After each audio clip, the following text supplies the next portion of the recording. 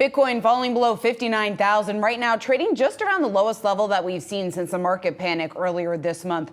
For more on that recent move lower and where we could be headed, we want to bring in Owen Lau. He is Oppenheimer's executive director and senior analyst. Owen, it's great to talk to you. So when you take a look at some of the pressure, obviously, that we've seen from Bitcoin most recently, going back 2 weeks, obviously, we saw Bitcoin get a little bit caught up in some of that panic that we saw sweep Wall Street. Now here we are almost 2 weeks later, and we're seeing downward pressure once again. What do you attribute that to? So first of all, thank you for having me. I think that was attributed to people pay a lot of attention to macro factors. You just talk about the weak July jobs number, the unwind of yen carry trade, and people just pay too much attention to those macro data points. I do feel like sometimes people forget about there are use cases for blockchain, which is making the remittance and global transactions faster and also cheaper. But right now, here we are, after we saw the massive sell-off 2 weeks ago. We saw like Bitcoin, I think at one point down 17%, and now it will go back up to like almost $60,000. I mean, it's interesting, Owen, because you have a lot of the crypto community online speaking about the confiscation of $2 billion worth of Bitcoin by the Justice Department from the Silk Road dark web market here.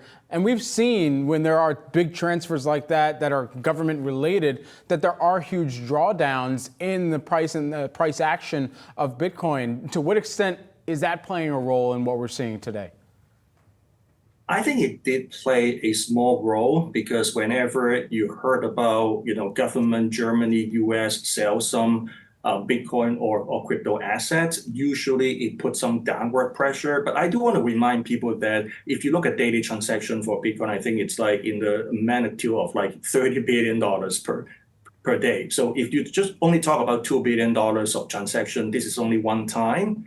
And over time, I think the market can easily absorb these kind of downward pressure and the sell. And that's why we only see that volatility. And we saw a big drop in one day, and it quickly rebound back to around $60,000.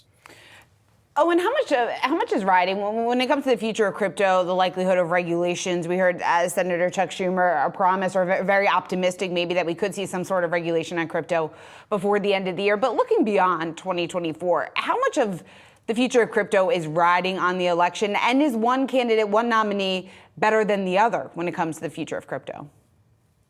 So I would say around a few weeks ago, I think people felt like there was a lock for Trump. And now you see that there are more pressure on the Democratic Party, and Chuck Schumer, just like you said, 2 days ago came out and talked about crypto. It's here to stay, and we need to develop forward-looking regulation. And I think overall it's good for the industry. It shouldn't be like partisan issue. It should be a bipartisan issue because, again, this is about the technology. It's not about the party issue.